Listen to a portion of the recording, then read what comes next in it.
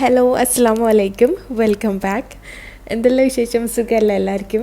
പിന്നെ ഇല്ലേ നമ്മളെ വിശേഷം ഇന്നത്തെ വ്ളോഗ് തന്നെ അതാ.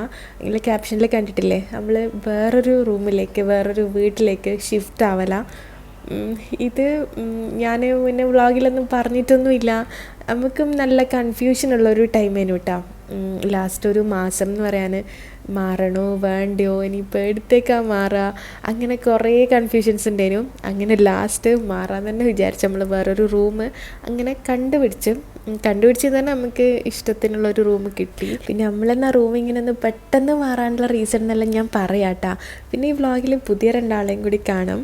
സാലിഫ്, ലാമി, ഇവരില്ലേ ഇക്കാൻ്റെ നെഫ്യൂസാണ്, ഇന്നുൻ്റെ കസിൻസ് ആയിട്ട് വരും. അങ്ങനെ ഇക്കാൻ്റെ മൂത്ത ബ്രദറിൻ്റെ മോനും പിന്നെ ഇളയ സിസ്റ്ററിൻ്റെ മോനും ഇവർ ഇവിടെ വന്നിട്ട് നമ്മളെ റൂമിലേക്ക് ഇപ്പോൾ വന്നിട്ട് 2-3 ദിവസമായി. പിന്നെ ഞാൻ ഇനി ഈ ദിവസമൊന്നും വീഡിയോ ഒന്നും ഷൂട്ട് ചെയ്യുന്നില്ലല്ലേനു, നമ്മളിങ്ങനെ റൂം മാറേണ്ട പ്രിപ്പറേഷനിലേനു. അതുകൊണ്ട് പിന്നെ ഞാനങ്ങനെ ഇവർ വന്ന വീഡിയോ അല്ലെങ്കിൽ ഫുഡിൻ്റെ വീഡിയോ ഒന്നും ഷെയർ ആക്കിയിട്ടില്ലേനു.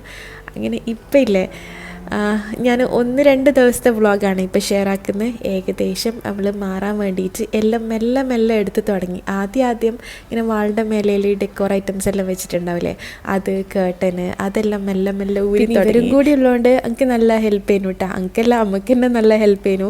ഉച്ചക്കും രാത്രിയിലായിട്ട് അപ്പം ഇങ്ങനെ കുറച്ച് എടുത്ത് വെക്കും.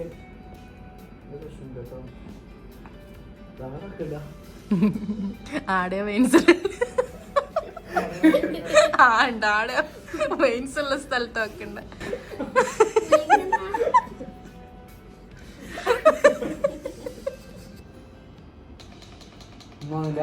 ഒന്നുമില്ല, നോ എക്സ്പ്രഷൻ.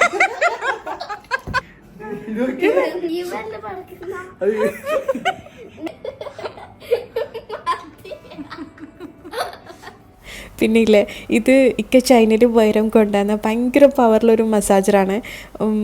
ഞാനാണെങ്കിൽ ഇവരെ എക്സ്പ്രഷൻ കണ്ടിട്ട് ഭയങ്കരമായിട്ട് ചിരിച്ചും പോയി. എനിക്കാണെങ്കിൽ പിന്നെ ഓൺ വോയിസ് കൊടുക്കാൻ കഴിയുന്നില്ല. കാര്യം എൻ്റെ ചിരിൻ്റെ സൗണ്ട് കേൾക്കുമ്പോൾ എനിക്ക് ഇഷ്ടപ്പെടില്ല. ഈ വീഡിയോയിൽ ഫുള്ള് ഞാൻ ചിരിക്കുന്നത് മാത്രമേ കേൾക്കുന്നുള്ളൂ. ക്യാമറ എൻ്റെ ഗെയിമിലായതുകൊണ്ട് ഭയങ്കര രസമാണ് ഇത് ചെയ്യാൻ. പക്ഷെ ഞാൻ ചെയ്യില്ല, എനിക്ക് നല്ല പേടിയാട്ടോ. നമ്മൾ വെയിൻസിലെങ്കിൽ വെലിഞ്ഞിട്ട് എങ്ങനെയല്ലോ ഇത്രയും ചെറിയ സാധനത്തിന് ഇത്രയും പവർ ഉണ്ടോയെന്ന് വിചാരിക്കും. അങ്ങനെ പിന്നെ ഇല്ലേ ഇന്ന് ഞാൻ ഇതുണ്ടാക്കിയ എന്താ പറയുക മധുഹൂത്ത് റൈസേനു ഉണ്ടാക്കിയ.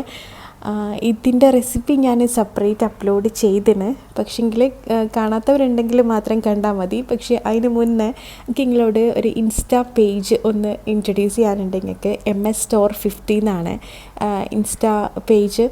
ഇത് എനിക്ക് ഇവർ പാസ്പോർട്ട് കവർ സെൻഡ് ചെയ്ത് തന്നിട്ടുണ്ടായിരുന്നു. നമ്മളെ പാസ്പോർട്ട് കവർ ഞാൻ മുന്നൊരു വീഡിയോയിൽ കാണിച്ചിട്ടില്ലേ, പല മോഡൽസിലും കിഡ്സിന് വേണ്ടുന്ന ടൈപ്പും അല്ലെങ്കിൽ വലിയ ആൾക്ക് വേണ്ടുന്നത് വാളറ്റ്, ബാഗ്, അതിൻ്റെ മേലെല്ലാം ഇതേപോലെ നെയിംസും സിമ്പിൾസെല്ലാം വെച്ചിട്ട് ഡിസൈൻ ചെയ്ത് കൊടുക്കും. പിന്നെ ഇവരെ പേജ് ചെക്ക് ചെയ്താൽ കുറേ ഇവർ ചെയ്ത വർക്ക് ഐറ്റംസ് എല്ലാം കാണാൻ പറ്റൂട്ടാ. അപ്പോൾ ആർക്കെങ്കിലും ഇതേപോലെ പാസ്പോർട്ട് കവറിലോ അല്ലെങ്കിൽ വാളറ്റിലോ ചെയ്യണമെന്നുണ്ടെങ്കിൽ അവരെ കോൺടാക്ട് ചെയ്താൽ മതി. അപ്പോൾ ചിക്കൻ മധൂത്താക്കാൻ വേണ്ടിയിട്ട് ഞാൻ 1 കിലോ ബസ്മതി റൈസാണ് എടുത്തത്. സാധാരണ ബസ്മതി റൈസ് എനിക്ക് വേണമെങ്കിൽ സെല്ല റൈസും എടുക്കാം. അപ്പോൾ കാണാത്തവരുണ്ടെങ്കിൽ കണ്ടു നോക്കിട്ടോ. ഇതിപ്പോൾ 5 കപ്പുണ്ട്. 250 ml കപ്പിൽ 5 കപ്പ് എന്ന് പറഞ്ഞാൽ ഏകദേശം 1 കിലോ അളവ്. അപ്പോൾ നിങ്ങൾ ബാക്കിയെല്ലാം ഈ 1 കിലോ റൈസിനുള്ളതാണ് ഞാൻ കാണിക്കാൻ പോകുന്നത്. അപ്പോൾ ഇത് നോർമൽ ബസ്മതി റൈസ് ആയതുകൊണ്ട് 3 പ്രാവശ്യം ഒന്ന് കഴുകിയിട്ട് 20 മിനിറ്റ് വെള്ളത്തിൽ കുതിർത്ത് വെക്കുക. നിങ്ങൾ സെല്ല റൈസ് എടുക്കുന്നുണ്ടെങ്കിൽ അതിന് ഏകദേശം 45 മിനിറ്റോളം അല്ലെങ്കിൽ 1 മണിക്കൂറോളം വെള്ളത്തിലിട്ട് വെക്കേണ്ടി വരും. അത് നിങ്ങൾ എടുക്കുന്ന അരിക്കനുസരിച്ചിട്ട് സോക്കിൻ്റെ ടൈമും ഒന്ന് ചേഞ്ച് ആക്കണേ. ഞാൻ നോർമൽ ബസ്മതി റൈസ് എടുത്തത്, അതുകൊണ്ട് 20 മിനിറ്റ് കഴുകിയിട്ട് സോക്ക് ചെയ്യാൻ വേണ്ടി വെക്കാം.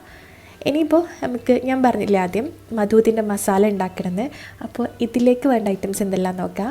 2 ടേബിൾ സ്പൂണ് മുഴുവൻ മല്ലി ഇല്ലെങ്കിൽ നിങ്ങൾക്ക് മല്ലിപ്പൊടി എടുക്കുക. വീട്ടിൽ നിന്ന് ഉണ്ടാക്കിയ പൊടിയാണെങ്കിൽ എടുക്കുക. അല്ലെങ്കിൽ ഇതേപോലെ മുഴുവൻ മല്ലി വെച്ചിട്ട് തന്നെ ചെയ്യുമ്പോഴാണ് അതിൻ്റെ ടേസ്റ്റ് കിട്ടുക. 1 ടേബിൾ സ്പൂണ് ചെറിയ ജീരകം. ഇതിലേക്ക് നമ്മൾ വലിയ ജീരകം യൂസ് ചെയ്യുന്നില്ല കേട്ടോ. പിന്നെ ഒരു 10-12 ഏലക്ക എടുക്കുക. അങ്ങനെ തന്നെ ഒരു 10-12 പീസ് ഗ്രാമ്പൂ, 2 വലിയ പീസ് പട്ട, സൈസ് കാണുമ്പോൾ മനസ്സിലാകുന്നുണ്ടാവല്ലോ. പിന്നെ 1 ടേബിൾ സ്പൂൺ കുരുമുളക്, മുഴുവൻ കുരുമുളക്, പിന്നെ 2-3 ബേ ലീഫ്.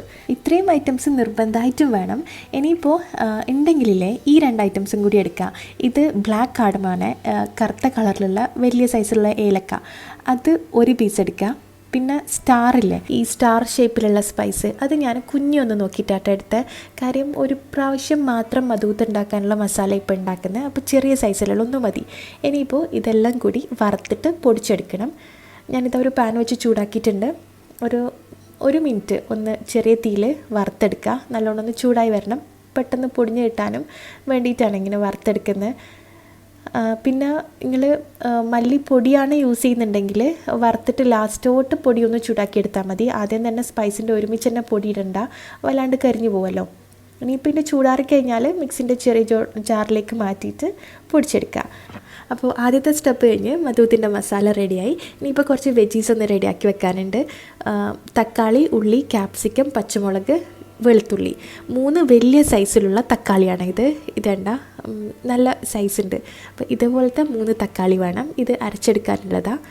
പിന്നെ ഒരു മീഡിയം സൈസിലുള്ള ഉള്ളിയും ഒന്നെങ്കിൽ കട്ട് ചെയ്തിട്ട് യൂസ് ചെയ്യുക, അല്ലെങ്കിൽ അരച്ചെടുക്കാം കേട്ടോ. ഞാനെല്ലാം കൂടി അരക്കാനാണ് പോകുന്നത്. പിന്നെ 5-8 അല്ലി വെളുത്തുള്ളി, ഒരു 10-15 പച്ചമുളക് മുഴുവനായിട്ട് യൂസ് ചെയ്യുക. പിന്നെ ക്യാപ്സിക്കം ഓപ്ഷനിലാണ്, പക്ഷേങ്കിൽ മധൂത്തിൽ പൊതുവേ ചേർത്തിട്ടും ഉണ്ടാക്കും, അല്ലാണ്ടും ഉണ്ടാക്കും. പക്ഷേങ്കിൽ ചേർത്താലും നല്ല ടേസ്റ്റ് ഉണ്ടാവും. ഇനിയിപ്പോൾ തക്കാളിയും വെളുത്തുള്ളിയും ഉള്ളിയും കൂടി നമ്മൾ മിക്സിൻ്റെ ജാറിലേക്ക് അരച്ചെടുക്കാൻ പോലെ. അതിന് വേണ്ടിയിട്ട് ഞാൻ ഒന്ന് കട്ടാക്കി എടുത്തണേ.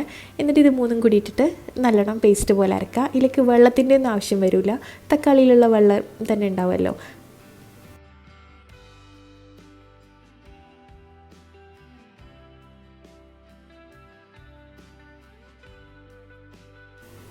ഇനിയിപ്പോൾ ഇതിലേക്ക് ചിക്കൻ വേണം. ഞാൻ 1.5 കിലോ ചിക്കനാണ് എടുത്തത്. അപ്പോൾ 1 കിലോ റൈസിന് 1.5 കിലോ ചിക്കൻ. അത് വേണേൽ 1 കിലോ റൈസിന് 1 കിലോ ചിക്കന് ഉള്ള അളവിലെടുക്കുക. പക്ഷേ എന്തായാലും 1.5 കിലോളം വേണ്ട വരും, അല്ലെങ്കിൽ ചിക്കൻ്റെ അളവ് കുറഞ്ഞു പോകട്ടാ. ഇത് ഒരു ചിക്കന് ഏകദേശം 8 പീസാക്കിയിട്ടാണ് എടുത്തത്. വലിയ സൈസിലുള്ള പീസസ് വേണ്ട. പിന്നെ ഭയങ്കര മൂപ്പുള്ള ചിക്കൻ എടുക്കാണ്ടും നോക്കുക. സ്കിന്നുള്ളത് വേണമെങ്കിൽ സ്കിന്നുള്ള എടുക്കുക, അല്ലെങ്കിൽ അല്ലാത്തതും എടുക്കുക. ഇനിയിപ്പോൾ ഇതാ വലിയൊരു പോട്ട് വെക്കുക. അതിലേക്ക് 1/2 കപ്പ് ഓയിൽ ഒഴിച്ച് കൊടുക്കുക. ഈ 1/2 കപ്പ് ഓയിലാണ് ചിക്കനും ചോറിനും എല്ലാത്തിനും വേണ്ടിയിട്ടുള്ള ഓയിലാണ്. 1/2 കപ്പ് ഞാൻ കോൺ ഓയിലെടുത്താൽ സൺഫ്ലവർ ഓയിൽ എടുത്താലും മതി, അല്ലെങ്കിൽ പാം ഓയിലോ അങ്ങനെ ഏതായാലും എടുക്കുക. വെളിച്ചെണ്ണ യൂസ് ചെയ്യേണ്ട. ഇനി ഇതിലേക്ക് കുറച്ച് സ്പൈസസ്, 1 ടീസ്പൂൺ ജീരകം, പിന്നെ 2-3 ഗ്രാമ്പു, ഏലക്ക, ചെറിയ 2 പീസ് പട്ട, ഇത്രയും ഐറ്റംസ് ഇട്ടിട്ട് ആ ഓയിലൊന്ന് ചൂടാക്കിയെടുക്കുക. എന്നിട്ട് നമ്മൾ നേരത്തെ എടുത്ത് വെച്ച ക്യാപ്സിക്കയില്ലേ, അത് കുഞ്ഞു പീസായിട്ട് കട്ട് ചെയ്ത് ഇട്ട് കൊടുക്കുക.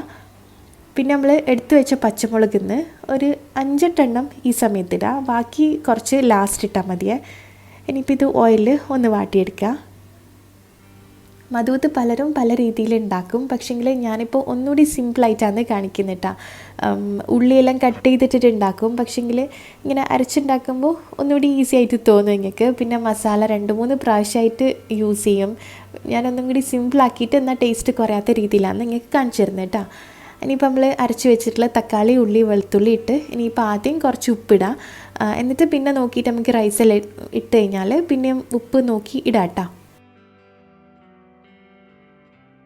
തക്കാളി കുക്കാവുന്നതിന് മുന്നേ ഇതിലേക്ക് നമുക്ക് മുളക് പൊടി ഇട്ട് കൊടുക്കുക. കാശ്മീരി ചില്ലി പൗഡറാണ് ഏറ്റവും ബെസ്റ്റ്. ഞാൻ 2ഉം കൂടി മിക്സ് ചെയ്തിട്ടുള്ള മുളക് പൊടിയാണ് എടുത്തത്. 1.5 ടേബിൾ സ്പൂണ്, 1 ടീസ്പൂണ് മഞ്ഞൾപ്പൊടിയും കൂടി ഇടാം. എന്നിട്ട് ഈ തക്കാളിയിൽ ഇത് മിക്സ് ചെയ്തിട്ട് മുളക് പൊടിൻ്റെ പച്ച സ്മെല്ലും പിന്നെ നമ്മൾ ഉള്ളിയും വെളുത്തുള്ളിയും എല്ലാം അരച്ചിനല്ലോ, അതിൻ്റെ എല്ലാം ഒരു പച്ചമണം മാറുന്നവരെ ആ ഓയിലിൽ നല്ലോണം ഒന്ന് കുക്കായി വരണം. ഓയിൽ മുകളിലോട്ടേക്ക് തെളിഞ്ഞു വരും. ആ സമയം വരെ ഒന്ന് അടച്ച് വെച്ചിട്ട് ഞാൻ വേവിക്കുന്നുണ്ട്. ഇടയ്ക്ക് 1-2 പ്രാവശ്യം ഇളക്കി കൊടുക്കുക. ആ തക്കാളിയും ഓയിലും എല്ലാം സെപ്പറേറ്റ് ആയിട്ട് വരും. ഒരു 3-3.5 മിനിറ്റ് മതിയാവും അതങ്ങനെ റെഡിയായി വരാൻ. അതൊന്ന് കുക്കാവണം കേട്ടോ. അതിന് മുന്നേ റൈസ് ഇടണ്ട. അതിന് മുന്നേ റൈസ് ഇട്ട് കഴിഞ്ഞാൽ എല്ലാത്തിൻ്റെയും പച്ചച്ചൊവ അങ്ങനെ തന്നെ നിൽക്കുന്ന ഒരു ഫീൽ ഉണ്ടാവും നമുക്ക്. ഇനിയിപ്പോൾ ഇതിതാ ഓയിലെല്ലാം തെളിഞ്ഞ് വന്നു കഴിഞ്ഞാൽ ഇതിലോട്ട് ചിക്കൻ ഇട്ട് കൊടുക്കുക. ഈ അറബിക് റൈസിനെല്ലാം പൊതുവേ കുറച്ചധികം നമ്മൾ മന്തിയെല്ലാം ഉണ്ടാക്കുമ്പം കുറച്ചധികം ചിക്കൻ എന്തായാലും വേണ്ട വരുമല്ലോ. അതുകൊണ്ടാണ് ഞാൻ 1 കിലോ അരിക്ക് 1.5 കിലോളം ചിക്കൻ എടുത്തത്. വേണമെങ്കിൽ 2 കിലോ ചിക്കൻ വെച്ചിട്ട് വരെ 1 കിലോ റൈസ് നമുക്ക് ചെയ്യാൻ പറ്റും കേട്ടോ. പിന്നെ ഇതിലേക്ക് വേണ്ട ഡ്രൈഡ് ലെമണാണ്. അത് ഞാൻ ചെറിയ ഡ്രൈഡ് ലെമൺ ആയതുകൊണ്ട് 2 എണ്ണം ഇട്ടണേ. പിന്നെ നമ്മൾ നേരത്തെ പൊടിച്ച് വെച്ചില്ലേ, ഇത് ഏകദേശം 4 ടേബിൾ സ്പൂണോളം സ്പൈസ് മിക്സ് ഉണ്ടാവും, മസാലപ്പൊടി ഉണ്ടാവും. അതിൽ നിന്ന് നേരെ പകുതി 2 ടേബിൾ സ്പൂണ് ഇപ്പോൾ ഇട്ട് കൊടുക്കുക. ബാക്കി 2 ടേബിൾ സ്പൂണ് റൈസ് ഇട്ട് കഴിഞ്ഞിട്ട് ഇടാം കേട്ടോ. ഇനിയിപ്പോൾ ഇതെല്ലാം കൂടി മിക്സ് ചെയ്തിട്ട് ചിക്കൻ നല്ലോണം വേവിച്ചെടുക്കണം. ഏകദേശം ഒരു 90% ചിക്കൻ കുക്കാവണം. എന്നാൽ വല്ലാണ്ട് അങ്ങ് കുക്കായി പോവണ്ട. റൈസും ഇതിലേക്ക് തന്നെ ഇട്ടിട്ട് നമ്മൾ വേവിക്കാൻ പോകുന്നത്. അന്നേരം ഓവർ കുക്കായി കഴിഞ്ഞാൽ ചിക്കൻ പൊടിഞ്ഞു പോകുമല്ലോ. അതുകൊണ്ട് ഏകദേശം ഒരു 90% മാത്രം കുക്കായാൽ മതി. അപ്പോൾ മസാല മിക്സ് ചെയ്ത് കഴിഞ്ഞിട്ട് ഒരു മീഡിയം ഫ്ലെയിമിൽ വെച്ചിട്ട് ചിക്കൻ വേവുന്ന വരെ വെയിറ്റ് ചെയ്യാം. ഇതിപ്പോൾ ചെറിയ മൂപ്പില്ലാത്ത ചിക്കൻ ആയതുകൊണ്ട് ഏകദേശം ഒരു 20 മിനിറ്റ് വെക്കുമ്പോൾ തന്നെ ചിക്കൻ കുക്കായി വന്നോളും. കുറേ സമയമൊന്നും പിടിക്കില്ല. പിന്നെ ഈ വേവുന്നതിൻ്റെ ഇടയിൽ 1-2 പ്രാവശ്യം ചിക്കൻ ഒന്ന് ഇളക്കി അടച്ചിട്ടെല്ലാം വെക്കുക. നല്ല സ്മെല്ലുണ്ടാവട്ടെ ഈ സമയത്ത്. ഇതൊരു സ്പെഷ്യൽ മസാല അല്ലേ നമ്മൾ ഉണ്ടാക്കിയ, അപ്പോൾ അതിനൊരു വെറൈറ്റി സ്മെല്ലുണ്ടാവും. നമ്മൾ ഓരോ അറബിക് റൈസും കാണുമ്പോൾ ചിലപ്പോൾ ഒരേപോലെ ഉണ്ടെങ്കിലും അതിൻ്റെ സ്പൈസ് മിക്സ് മാറ്റമായതുകൊണ്ട് ഓരോന്നിൻ്റെയും ഫ്ലേവറും ടേസ്റ്റും എല്ലാം നല്ല വ്യത്യാസം ഉണ്ടാവും. അപ്പോൾ ഇതാ ചിക്കൻ ഏകദേശം ഒരു 90% കുക്കായിന്. ഇനിയിപ്പോൾ ഞാനിതിലോട്ട് റൈസ് ഇടാൻ പോലെ നമ്മൾ 20 മിനിറ്റ് സോക്ക് ചെയ്ത് വെച്ചിട്ടുള്ള അരി ഇട്ട് കൊടുക്കുക. വെള്ളം വാർത്തെടുത്താണ്. പിന്നെ ഈ ചിക്കനിൽ കുറച്ച് വെള്ളമില്ലേ ആ മസാലയിൽ, അപ്പോൾ അതിനനുസരിച്ചിട്ട് മതി ചോറ് വേവാനുള്ള വെള്ളം ഒഴിക്കുന്നത്. നമ്മൾ ആദ്യമേ ഏകദേശം ഒന്ന് നോക്കി വെക്കണം എത്രത്തോളം വെള്ളം ഉണ്ട് ആ ചിക്കൻ മസാലയിൽ നിന്ന്. പിന്നെ നേരത്തെ ബാക്കി വെച്ചില്ലേ ആ സ്പൈസ് മിക്സിൽ നിന്ന് ബാക്കിയുള്ളത് മൊത്തത്തിലിട്ട് കൊടുക്കുക. ഇനിയിപ്പം ഇതിലോട്ട് വെള്ളം ഒഴിക്കണം. ഞാൻ പറഞ്ഞ പോലെ ആദ്യമേ കുറച്ച് വെള്ളമുണ്ട്. പിന്നെ നമ്മൾ എത്ര കപ്പാണോ അരിയെടുത്ത് 1 കപ്പിന് 1.5 കപ്പ് വെള്ളം എന്നുള്ള അളവിൽ വെള്ളം ഒഴിച്ച് കൊടുക്കുക. ഞാൻ വെള്ളം കുറച്ച് ചൂടാക്കിയിട്ട് ഒഴിക്കുന്നത്. അപ്പോൾ ഞാൻ 5 കപ്പ് റൈസ് എടുത്തുകൊണ്ട് ടോട്ടൽ 7.5 കപ്പ് വെള്ളമാണ് വേണ്ടത്. പക്ഷേങ്കിൽ മുന്നേ ചിക്കനിൽ കുറച്ച് വെള്ളം കണ്ടുകൊണ്ട് അതിനനുസരിച്ചിട്ട് ഞാനൊരു 1.5 കപ്പോളം കുറച്ചിട്ടാണ് വെള്ളം ഒഴിച്ച് കൊടുത്തത്. നിങ്ങൾ ഉണ്ടാക്കുമ്പോൾ നിങ്ങൾ ആ ചിക്കൻ മസാലയിൽ എത്രത്തോളം വെള്ളം ഉണ്ടെന്ന് ഏകദേശം ഒന്ന് കാൽക്കുലേറ്റ് ചെയ്തിട്ട് ഒഴിച്ച് കൊടുത്താൽ മതി കേട്ടോ. 1 കപ്പ് അരിക്ക് 1.5 കപ്പ് വെള്ളം. അപ്പോൾ ഇതാ എല്ലാം കൂടി മിക്സ് ചെയ്യുക. പിന്നെ ഈ സമയത്ത് ഉപ്പ് ചെക്ക് ചെയ്തതിന് ഉപ്പ് എന്തായാലും കുറവായിരിക്കും, ആവശ്യത്തിനുള്ള ഉപ്പിട്ട് കൊടുക്കുക. ഈ വെള്ളത്തിലുള്ള ഉപ്പ് ചെക്ക് ചെയ്യുമ്പോൾ കുറച്ച് ഉപ്പ് മുന്നിട്ട് നിൽക്കണം. എന്നാൽ റൈസ് എല്ലാം കൂടി വെന്ത് വരുമ്പോൾ കറക്റ്റ് ആയിക്കോളും. ബാക്കിയുള്ള പച്ചമുളകിൻ്റെ മേലോട്ട് ഇട്ട് കൊടുക്കുക. ഇങ്ങനെ പച്ചമുളക് ഇടുമ്പോൾ മന്തിയിലായാലും ഇടയ്ക്ക് കടിക്കാൻ നല്ല ടേസ്റ്റ് ഉണ്ടാവില്ലേ. അപ്പോൾ അങ്ങനെ ഇഷ്ടമുള്ളവർ കുറച്ച് കൂടുതൽ ഇട്ട് കൊടുത്തോ. ഈ മുളക് നമ്മൾ കട്ട് ചെയ്യാണ്ടല്ലേ ഇടുന്നത്, അതുകൊണ്ട് കൂടുതൽ എരിവ് ഇറങ്ങുമൊന്നും ചെയ്യില്ല. പക്ഷേ അതിൻ്റെ ഫ്ലേവർ ഇറങ്ങും, അപ്പം നല്ല ടേസ്റ്റ് ആയിരിക്കും. ഇനിയിപ്പോൾ ഇത് നല്ല ഹൈ ഫ്ലെയിമിൽ വെക്കുക. എന്നിട്ട് റൈസ് ഒന്ന് കുക്കായി ഒന്ന് പൊങ്ങി വരൂലേ, പെട്ടെന്ന് ഒന്ന് വെള്ളം ഒന്ന് കുറഞ്ഞു വരൂലേ, ആ സ്റ്റേജിൽ വേണം ഇത് അടച്ചു വെക്കാൻ. അത്രയും വരെ നല്ല ഹൈ ഫ്ലെയിമിൽ തുറന്നിട്ടിട്ട് തന്നെ വെക്കുക. ഇതുണ്ട, ഇത് മൊത്തം തിള വരാൻ തുടങ്ങി. തിള വന്നിട്ട് ഒരു 1-2 മിനിറ്റ് കഴിയുമ്പോൾ തന്നെ റൈസ് പെട്ടെന്ന് മുകളിലോട്ടേക്ക് പൊങ്ങി ആ വെള്ളമെല്ലാം ഒന്ന് കുറയാൻ തുടങ്ങും. ആ സമയത്ത് വേണം നല്ല ചെറിയ തീയിൽ ഒരു 20-25 മിനിറ്റ് അടച്ചു വെക്കാൻ. അപ്പോൾ ഇതാ ഇതിപ്പം ഓക്കെയാണ്. ഈ ഒരു സ്റ്റേജിലാണ് ഞാൻ അടച്ചു വെക്കാൻ പോകുന്നത്. മുഴുവൻ വെള്ളം വറ്റാൻ നിൽക്കണ്ട.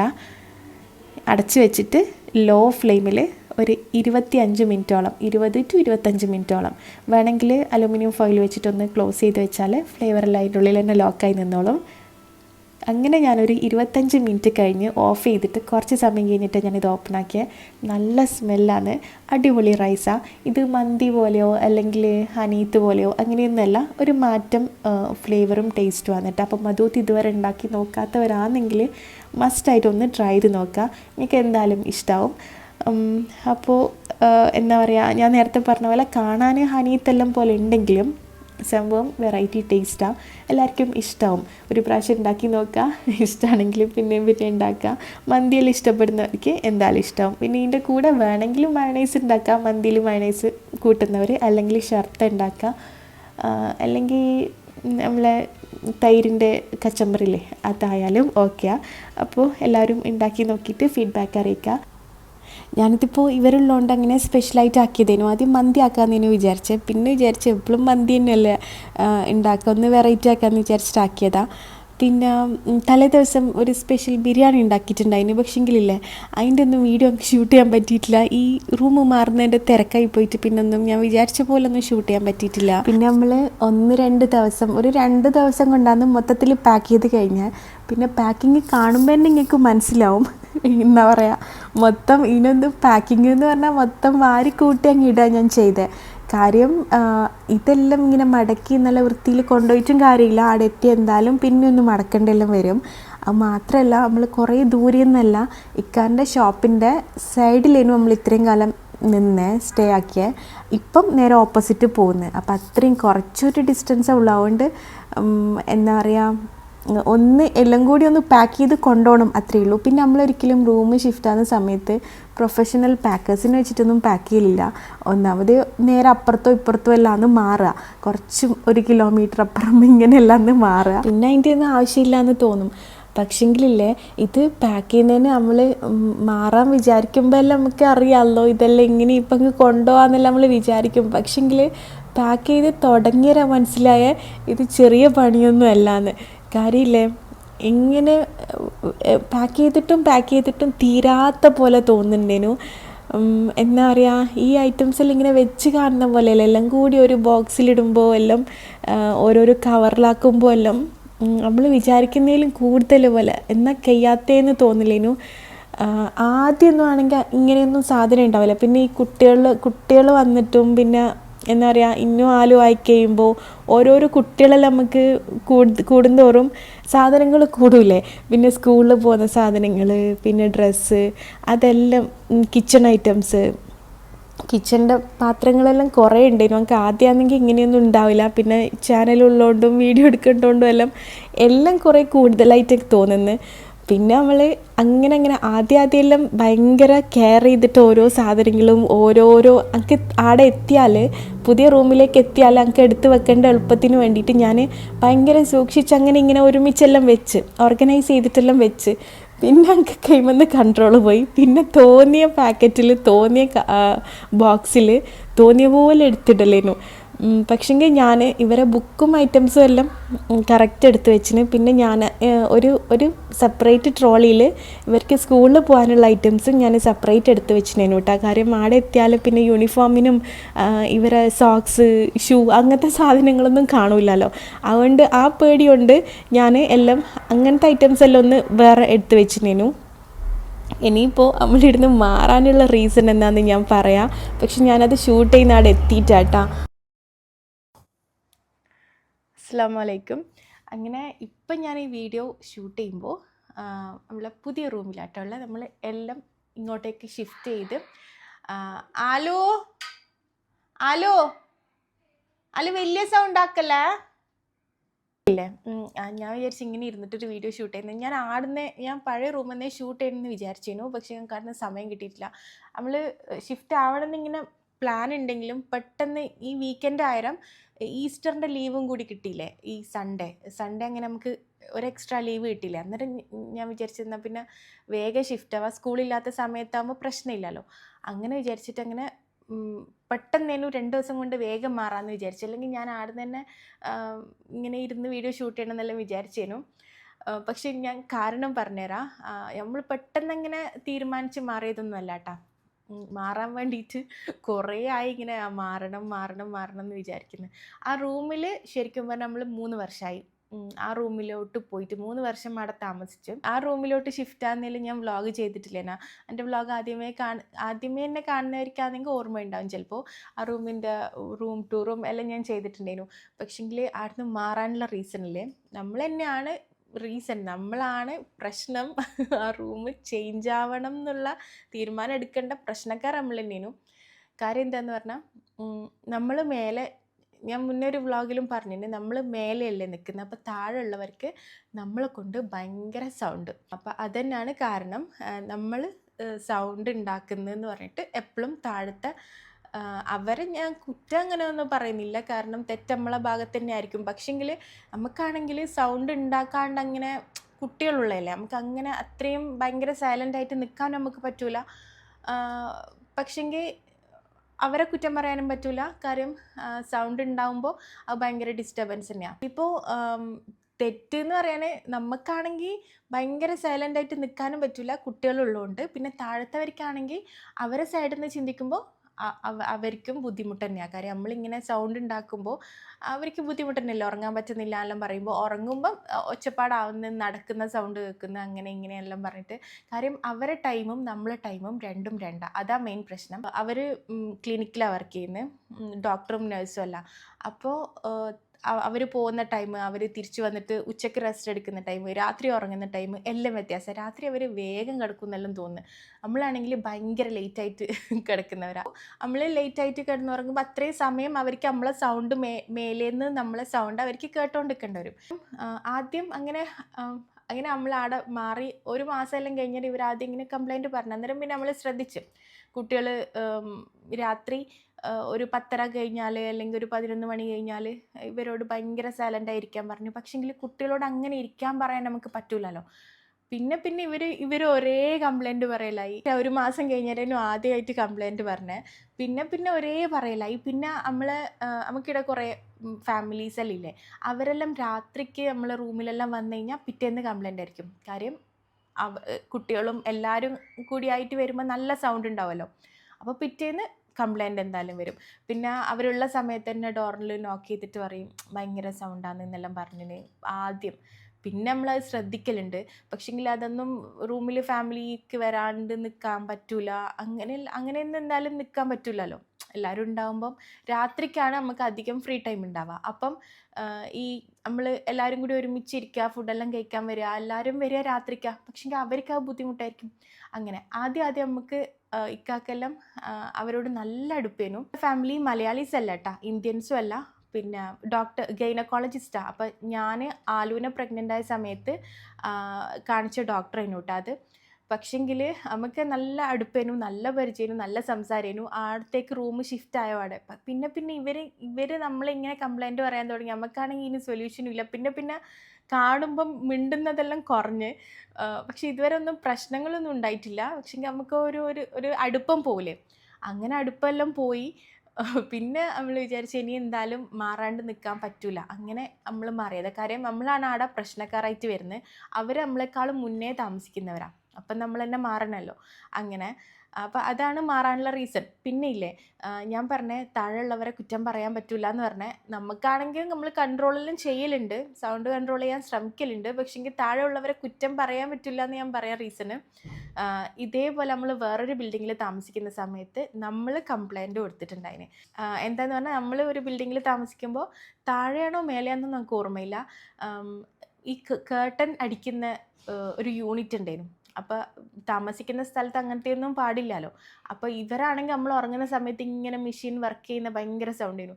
അങ്ങനെ നമ്മളും അവരെ കംപ്ലൈൻറ്റ് ചെയ്തിട്ടുണ്ട്, അതായാലും ചെയ്യും. അപ്പോൾ അങ്ങനെ അതുകൊണ്ട് നമുക്ക് മനസ്സിലാവും, അവർക്കുള്ള ബുദ്ധിമുട്ട് നമുക്ക് മനസ്സിലാവും. പക്ഷെങ്കിൽ ഈ നമ്മളിങ്ങനെ ഗെറ്റ് ടുഗെദറെല്ലാം വെക്കുമ്പോൾ അതൊന്നും പറ്റില്ല എന്നെല്ലാം വിചാരിക്കുമ്പോൾ നമുക്കൊരു ദേഷ്യം പോലെ ഉണ്ടേനു. പക്ഷെ നമ്മളിങ്ങനെ കാണിച്ചിട്ടൊന്നുമില്ല. അങ്ങനെ ലാസ്റ്റ് വിചാരിച്ച് 3 വർഷം അവിടെ നിന്ന് നമ്മളാണ് പ്രശ്നം സൗണ്ട് ഉണ്ടാക്കിയിട്ട് നമ്മളെ കൊണ്ട് ഇങ്ങനെ ഒരേ കംപ്ലൈൻറ്റ് പറഞ്ഞുകൊണ്ടിരിക്കുമ്പോൾ പിന്നെ നമുക്ക് പറ്റുന്നില്ല, കൺട്രോൾ ചെയ്യാൻ പറ്റുന്നില്ല. പിന്നെ ആദ്യം കംപ്ലൈൻറ്റ് തുടങ്ങാനുള്ള റീസണില്ലേ, ആലുവിനൊരു സ്വഭാവം ഉണ്ടായിരുന്നു. ഈ ഫ്രോക്കെല്ലിട്ട് ഹീൽസ് ഇല്ലേ, എൻ്റെ ഹീൽസ് ഇട്ടിട്ടാലും നടക്കും. അതും എപ്പോൾ കളിക്കുക, 1:30 മണി, രാത്രിക്ക് 1:30 മണിക്കെല്ലാം. അപ്പോൾ അവർക്ക് ഭയങ്കര സൗണ്ട് ആയിരിക്കും. അതെല്ലാം നമ്മളെ ഭാഗത്തു നിന്നുള്ള തെറ്റ് തന്നെയാണ്. ഹീൽസ് ഇട്ടിട്ട് ടൈലിലൂട്ട് നടക്കുമ്പോൾ നല്ല സൗണ്ട് ആയിരിക്കില്ലേ. അങ്ങനെ ആ സമയത്താണ് അവർ ഫസ്റ്റ് കംപ്ലൈൻറ്റ് ചെയ്തത്. അത് നമ്മളെ പ്രശ്നം തന്നെയായിരുന്നു. കാര്യം അവർ ഉറങ്ങുന്ന സമയത്ത് മേലെ നിന്നിങ്ങനെ നടക്കുമ്പോൾ നല്ല ടിക് ടിക് ടിക് സൗണ്ട് ആയിരിക്കും. അലുവിന് ആ സമയത്ത് ഭയങ്കര ഒരു ക്രേസ് ഉണ്ടായിരുന്നു, ഫ്രോക്ക് ഇടൽ, ഷൂ ഇടൽ. അങ്ങനെ ഞാൻ എങ്ങനെ എൻ്റെ ഷൂ ഒളിപ്പിച്ച് വെച്ചാലും ഓളെടുത്തിടും. അങ്ങനെയാണ് ആദ്യത്തെ കംപ്ലൈൻറ്റ്. പിന്നെ അതെല്ലാം ശ്രദ്ധിക്കാൻ തുടങ്ങി. നമ്മൾ മാറാൻ നോക്കിയിട്ട് നോക്കുമ്പോൾ അടുത്ത് തന്നെ റൂം വേണം, ഇക്കാൻ്റെ ഷോപ്പിൻ്റെ അടുത്ത് തന്നെ റൂം വേണം. അങ്ങനെ ഒരു ഡിമാൻഡ് നമുക്ക് ഉണ്ടായിരുന്നു. കാര്യം കുറേ ദൂരോട്ട് പോകുമ്പോൾ പ്രശ്നമല്ലേ. അങ്ങനെ പിന്നെ ഉള്ളിലേക്കും വേണ്ട. അങ്ങനെ ഇവിടെ അടുത്തുള്ളതെല്ലാം നോക്കുമ്പം നമുക്ക് ഇഷ്ടപ്പെട്ട റൂമാണെങ്കിൽ കിട്ടുന്നുമില്ല.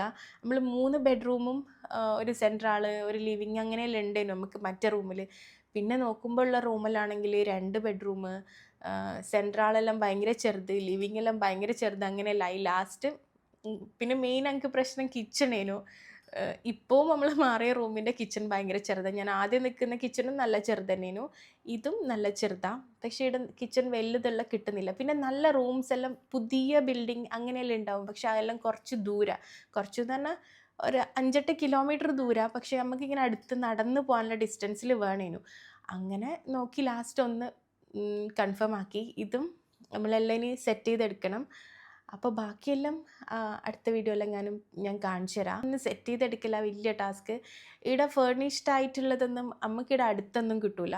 ഞാൻ പറഞ്ഞ പോലെ കുറച്ച് കിലോമീറ്റേഴ്സ് എല്ലാം നമുക്ക് ദൂരം നിൽക്കുന്നതാണെങ്കിൽ കുറച്ചും കൂടി നല്ല പുതിയ ഫ്ലാറ്റെല്ലാം കിട്ടും. പക്ഷേ നമുക്കിങ്ങനെ അടുത്ത് വേണ്ടതുകൊണ്ട് നമ്മളെ മനസ്സിന് വിചാരിച്ച പോലത്തെ ഒന്നും കിട്ടൂലെങ്കിലും ഉള്ളതെടുത്തിട്ട് നമ്മളെ മനസ്സിന് വിചാരിച്ച പോലെ ആക്കിയെടുക്കേണ്ടി വരും.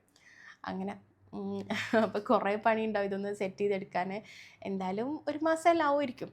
ഒരു 1-2 ആഴ്ച മിനിമം കൊണ്ടുവന്ന സാധനങ്ങളെല്ലാം ഒന്ന് എടുത്തു വെക്കാൻ വേണം. പിന്നൊരു കാര്യം പറയാനുള്ള, നിങ്ങളുടെ കുട്ടികൾക്ക് 1ാം ക്ലാസ് തൊട്ട് 4ാം ക്ലാസ് വരെയുള്ള കുട്ടികൾക്ക് ഓൺലൈനിൽ ട്യൂഷൻ നോക്കുന്നുണ്ടെങ്കിൽ, അഫോർഡബിൾ ഫീൽ നോക്കുന്നുണ്ടെങ്കിൽ വെൽ ഫോക്കസ് എന്ന് പറഞ്ഞിട്ടുള്ളൊരു ട്യൂഷൻ സെൻറ്റർ ഉണ്ട്. 1 മുതൽ 4 വരെയുള്ള കുട്ടികൾക്ക്. പിന്നെ ഹിന്ദി, മലയാളം, മാത്സ് ഇതിൽ ബേസ് ഇല്ലാത്ത കുട്ടികളാണെങ്കിൽ, മാത്സിൽ ഒട്ടും പറ്റുന്നില്ല എന്നുള്ള കുട്ടികൾ, പിന്നെ മലയാളം ഹിന്ദിയൊന്നും എഴുതാനോ വായിക്കാനോ അറിയാത്ത കുട്ടികളെല്ലാം ഉണ്ടെങ്കിൽ ബേസിക് ക്ലിയർ ആക്കി കൊടുക്കുന്ന കോഴ്സും അവരിലുണ്ട്. പിന്നെ 1 to 4 വരെയുള്ള കുട്ടികൾക്ക് ഓൺലൈൻ ട്യൂഷനും പ്രൊവൈഡ് ചെയ്യുന്നുണ്ട്. അപ്പോൾ ഇവരുടെ ഡീറ്റെയിൽസ് ഞാൻ ഡിസ്ക്രിപ്ഷനിൽ കൊടുക്കും, നമ്പർ ഉണ്ടാവും, ഒന്ന് ചെക്ക് ചെയ്ത് നോക്കണേ.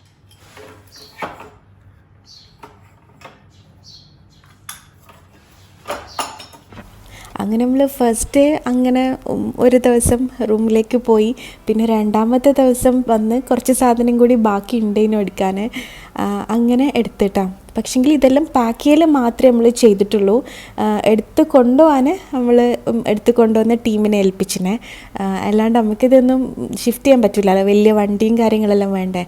അപ്പോൾ നമ്മളെല്ലാം ഇങ്ങനെ കവറിലാക്കി ബോക്സിലാക്കി വെച്ച് കൊടുക്കാൻ മാത്രമേ ചെയ്തിട്ടുള്ളൂ. പിന്നെ കിച്ചണിൻ്റെ ഈ പൊളിയുന്ന സെറാമിക്കിൻ്റെയും പോസലിൻ്റെയും പാത്രങ്ങളെല്ലാം കുറച്ച് കെയർ ചെയ്തിട്ട് ഞാൻ വേറെ വേറെ ബോക്സിലാക്കി വെച്ചിന്, തെർമോക്കോളെല്ലാം വെച്ചിട്ട്. പിന്നെ എന്താ പറയുക, വേണ്ടപ്പെട്ട സാധനങ്ങളുണ്ടാവില്ലേ, അല്ലാ പൊളിഞ്ഞു പോകുമെന്ന് വിചാരിക്കുന്ന ഐറ്റംസ്, എന്തായാലും ചിലപ്പോൾ പൊട്ടിപ്പോകുമെന്ന് വിചാരിക്കുന്ന ഐറ്റംസ് ഉണ്ടാവില്ലേ. ഇതിപ്പോൾ ഞാൻ ഗ്ലാസിൻ്റെ സ്ട്രോ ഇല്ലേ, അങ്ങനത്തെ ഐറ്റംസ്. പിന്നെ നല്ല നല്ല റേറ്റ് കൂടിയ കപ്പെല്ലാം ഞാൻ ഇതുപോലെ ബബിൾ റാപ്പ് വെച്ചിട്ട് റാപ്പ് ചെയ്തിനെ, അഥവാ പൊട്ടിപ്പോയാലോ എന്ന് വിചാരിച്ചിട്ട്. പിന്നെ ഫ്രിഡ്ജിലുള്ള സാധനങ്ങളെല്ലാം ലാസ്റ്റ് ടൈം ഫ്രിഡ്ജ് എടുത്ത് കൊണ്ടുപോകാൻ നോക്കുമ്പോൾ അല്ലേ പുറത്ത് വെക്കാൻ പറ്റൂ. കാര്യം ഫ്രീസറിലും എല്ലാം കുറച്ച് ഐറ്റംസ് എല്ലാം ഉണ്ടേനു. പിന്നെ എന്താ പറയുക, ഇത് ലാസ്റ്റ് നമ്മൾ കുറേ കവറ് വാങ്ങി ആദ്യം വലിയ ഈ ഗാർബേജിൻ്റെ വേസ്റ്റ് ഡിസ്പോസ് ചെയ്യുന്ന പോലത്തെ കവറില്ലേ, അത് വാങ്ങിയിട്ട് പോരായിട്ട് പിന്നെ വേറെയും കവർ വാങ്ങി. നമ്മൾ വിചാരിക്കുന്ന പോലെയല്ല, ഇതെല്ലാം കവറിലാക്കുമ്പോൾ കുറേ ഐറ്റംസ് കൂടുതലുള്ള പോലെ തോന്നും. പിന്നെ ഞാൻ കുറേ ചാടിയിട്ടാണ് കുറേ ഐറ്റംസ് കളഞ്ഞ്, അങ്ങനെയെല്ലാം കഴിഞ്ഞ്. പിന്നെ കേർട്ടൻസ് എല്ലാം ഇങ്ങനെ നിലത്തിട്ടിട്ടുള്ള അതെല്ലാം ഡ്രൈ വാഷ് ചെയ്തിട്ട് ഡ്രൈ ക്ലീനിന് കൊടുക്കണം, ഡ്രൈ ക്ലീനിന് കൊടുത്തിട്ട് വേണം കൊണ്ടുപോകാൻ. അങ്ങനെ പിന്നെ എനിക്ക് ലാസ്റ്റ് ഇതെല്ലാം കാണുമ്പോൾ ഇല്ല എനിക്ക് കരച്ചിലെല്ലാം വരുന്നുണ്ടേനു. കാര്യം എല്ലാം അങ്ങനെ ഏടിയ എന്ന ഐറ്റംസ് എനിക്ക് തന്നെ ഓർമ്മയില്ല ഏലം ഇട്ടേന്നൊന്നും. എല്ലാം റൂമിൽ പോയിട്ട് എടുത്ത് വെക്കാണ്ട് എന്താ പറയുക, ഒന്നും ചെയ്യാൻ പറ്റില്ല. പിന്നെ കിച്ചണിൽ നമ്മളാക്കിയ കബോർഡില്ലേനാ, അത് നമ്മൾ ഉരിയെടുത്തിന് കേട്ടോ. കാര്യം മറ്റേ കിച്ചണിലെ കബോർഡെല്ലാം കുറവേനു, അവിടെ കൊണ്ടുപോയി ഫിറ്റ് ചെയ്യാമെന്ന് വിചാരിച്ചിട്ട്. അതിവിടെ വെച്ച് കൊടുക്കേണ്ട ആവശ്യമില്ലല്ലോ. അങ്ങനെ ബാക്കി കബോർഡൊന്നും നമ്മൾ ചെയ്തില്ലല്ലോ, ഓണർ തന്നെ ചെയ്യുന്നില്ലേ. പിന്നെ ഇനിയിപ്പോൾ കുക്കിംഗ് റേഞ്ച് എടുക്കാനുണ്ട്. ആ ഒരു ഏരിയയിലേനു നമ്മൾ, ആ ബാൽക്കണി ഏരിയയിലേനു നമ്മൾ കബോർഡ് അടിച്ചിട്ടുണ്ടായിന്, അത് നമ്മൾ ഊരി എടുത്തിട്ടുണ്ടായിരുന്നു. പിന്നെ എല്ലാം ഇങ്ങനെ ഇടയ്ക്കിടയ്ക്ക് ചെക്ക് ചെയ്തുകൊണ്ട് നിൽക്കുന്നുണ്ടായിരുന്നു ഞാൻ, എന്തെങ്കിലും മറന്നോയിനോ എന്നല്ലേ. പിന്നെ നമ്മൾ ചാവി കൊടുത്താൽ പിന്നെയും വരൽ നടക്കില്ലല്ലോ. നമ്മളിങ്ങനെ പറയലേനോ, നാട്ടിലായാലും ഇപ്പം ഗൾഫിലും അല്ലാണ്ട് വേറെ എവിടെയെങ്കിലും പുറത്ത് നിൽക്കുന്നവർക്കെല്ലാം ഇതിങ്ങനെ പറ്റും. സ്വന്തമായിട്ട് വീടെടുക്കുന്നവരെല്ലാം റെയറല്ലേ, അധികം ആളും റെൻറ്റിന് തന്നെയല്ലേ നിൽക്കുക. പക്ഷെ ഞാൻ പറയില്ല, നാട്ടിലും സ്വന്തമായിട്ട് വീടില്ലാത്തവരെ ഭയങ്കര കഷ്ടമാണ്. നമ്മൾക്കങ്ങനെ മനസ്സിലാവും, ഇങ്ങനെ നമ്മളിങ്ങനെ റൂമെല്ലാം മാറുമ്പോൾ എല്ലാവർക്കും സ്വന്തമായിട്ടൊരു വീടുണ്ടായിട്ട് ഞാനും ഇങ്ങനെ സംസാരിച്ചിനേനു. നാട്ടിലും വാടകയ്ക്ക് നിന്നിട്ട് ഇടയ്ക്കിടയ്ക്ക് മാറേണ്ടെല്ലാം വരുമ്പോൾ എത്ര ബുദ്ധിമുട്ടുണ്ടാവും. എല്ലാവർക്കും സ്വന്തമായിട്ടൊരു വീട് ഉണ്ടാവണം. പക്ഷേങ്കിൽ പുറത്തെല്ലാം ആകുമ്പോൾ എന്തായാലും നടക്കില്ല, എല്ലാവരും റെൻറ്റിന് തന്നെ ആയിരിക്കും. ഭയങ്കര റെയറായിട്ടല്ലേ സ്വന്തമായിട്ടെല്ലാം വീടെടുക്കൂ ഗൾഫ് കൺട്രീസിലെ. പിന്നെ വേറെന്നാ, പിന്നെ ഇതാണ് നമ്മളെ പുതിയ റൂം കേട്ടോ. ഇവിടെ ഒന്നും ഫർണിഷ്ഡ് ഒന്നും ആയിരിക്കില്ല, ഒന്നുമില്ല, കാലി റൂമായിരിക്കും. ഞാൻ പറഞ്ഞ പോലെ ഫർണിഷ്ഡ് ആയിട്ടുള്ള റൂമെല്ലാം വേണമെങ്കിൽ നമുക്ക് വിചാരിച്ച സ്ഥലത്ത് കിട്ടില്ല, അതൊരു പ്രശ്നമാണ്. നമുക്ക് ഇക്കാൻ്റെ ഷോപ്പിൻ്റെ അടുത്ത് വേണമെന്നേനു മെയിൻ ഡിമാൻഡ്. അങ്ങനെ ഇത് ഇവിടെ വരുന്ന 3 ബെഡ്റൂമും ഒരു ചെറിയ ഹാളുമാണ്. പക്ഷെങ്കിൽ ഒരു റൂമിനെ നമ്മൾ ലിവിങ് ആക്കിയെടുത്ത് പിന്നെ 2 ബെഡ്റൂമും മാത്രമേ ഉള്ളൂ കേട്ടോ. പിന്നെന്താ അങ്ങനെയല്ലോ ഇത് ഫുള്ള് കാലിയാണ്. ഇനിയിപ്പോൾ നമ്മൾ വേണം എല്ലാം ഇവിടെ സെറ്റ് ചെയ്യാൻ. പക്ഷെങ്കിൽ നമ്മൾ ആദ്യത്തെ കേട്ടൺ ഇവിടെ സെറ്റാവുമെന്നൊന്നും അറിയില്ല, ലെങ്ത് ഓക്കെ ആവുമെന്നൊന്നും അറിയില്ല. ഇനി എല്ലാം നോക്കണം.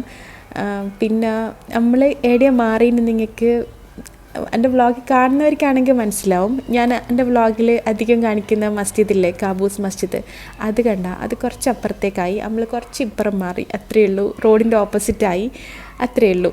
എന്താ പറയുക, അടുത്ത് തന്നെയാണ്. പിന്നെ ഇവിടെ ജിപ്സം സീലിങ്ങിൻ്റെ വർക്ക് നടക്കുന്നുണ്ടായിരുന്നു കേട്ടോ. ആ സമയത്ത് ഞാൻ പോയ സമയത്ത് എടുത്ത വീഡിയോനും അത്. പിന്നെ നമുക്ക് കുറച്ച് ലൈറ്റ് വാങ്ങാനുണ്ടായിരുന്നു. കാര്യം നമുക്ക് ലിവിങ്ങിലും കിച്ചണിലും എല്ലാം കുറച്ചും കൂടി ലൈറ്റ് വേണമായിരുന്നു. ആടെ ലൈറ്റ് ഉണ്ട്, പക്ഷെങ്കിൽ കുറച്ചും കൂടി വേണം. ഞാൻ വീഡിയോ ഷൂട്ട് ചെയ്യുന്നതുകൊണ്ടാണ് എനിക്ക് കുറച്ചും കൂടി ലൈറ്റ് വേണമെന്ന് തോന്നി കേട്ടോ. അല്ലാണ്ട് ലൈറ്റ് ഓക്കെയാണ്. അപ്പോൾ നമ്മൾ കുറച്ച് ലൈറ്റ്സ് വാങ്ങാൻ വേണ്ടിയിട്ട് ഒരു ഷോപ്പിലേക്ക് വന്നേനു.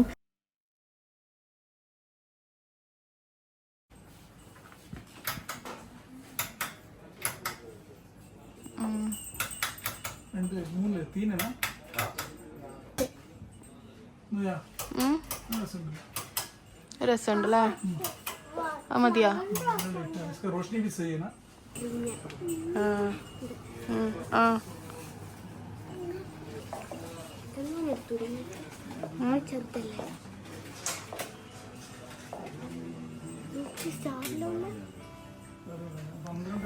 അങ്ങനെ നമ്മൾ വാമും ബ്രൈറ്റും എല്ലാം ഉള്ള ലൈറ്റ് കുറച്ച് വാങ്ങി. സീലിങ്ങിൻ്റെ മേലെ സെൻറ്ററിൽ വെക്കാനുള്ള ഒന്നും കൂടി വേണേനു കേട്ടോ. പക്ഷെ നമ്മൾ നല്ല സിമ്പിളായിട്ടുള്ളതാണ് വാങ്ങിയത്. അങ്ങനെ അതെല്ലാം സെലക്ട് ചെയ്ത് ഇതുപോലത്തെ കുറച്ചധികം വേണേനു. എനിക്ക് നല്ല ലൈറ്റ് വേണം. എനിക്ക് റിംഗ് ലൈറ്റെല്ലാം വെച്ചിട്ട് ഷൂട്ട് ചെയ്യാൻ എനിക്ക് ഭയങ്കര മടിയാണ്. ലൈറ്റ് സെറ്റ് ചെയ്തിട്ടെല്ലാം ഷൂട്ട് ചെയ്യാൻ. അപ്പോൾ കുറേ അധികം ലൈറ്റ് ഉണ്ടെങ്കിൽ പിന്നെ റിംഗ് ലൈറ്റ് വേണ്ടാലോ എന്ന് വിചാരിച്ചിട്ട് അങ്ങനെ ഞാൻ കുറച്ചധികം ലൈറ്റ് തന്നെ വേണമെന്ന് പറഞ്ഞേനു. പിന്നെ ഇതാ സെൻറ്ററിൽ വെക്കാൻ ഗോൾഡൻ കളർ ലൈറ്റ് ആട്ടാ സെലക്ട് ചെയ്ത ഇത് സിമ്പിളാണ്, പക്ഷെ നല്ല ലൈറ്റുമാണ്. അങ്ങനെ ഭയങ്കര ഹെവി ആയിട്ടുള്ളതൊന്നും വേണ്ടേനു.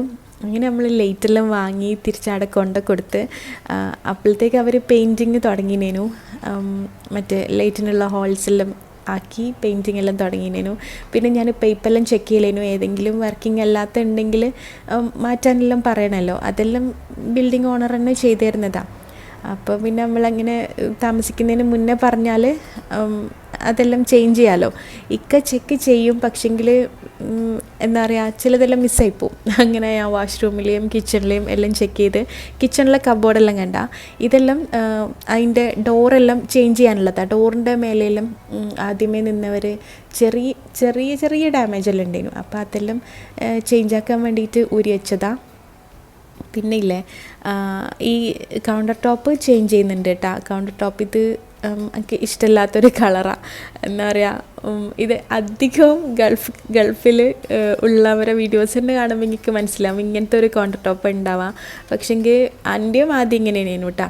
പിന്നെ ഞാൻ കളറൊന്ന് ചേഞ്ച് ആക്കാമെന്ന് വിചാരിച്ചിന്. ഇവിടെ അധികവും ഇങ്ങനത്തെ തന്നെ ഉണ്ടാവുക.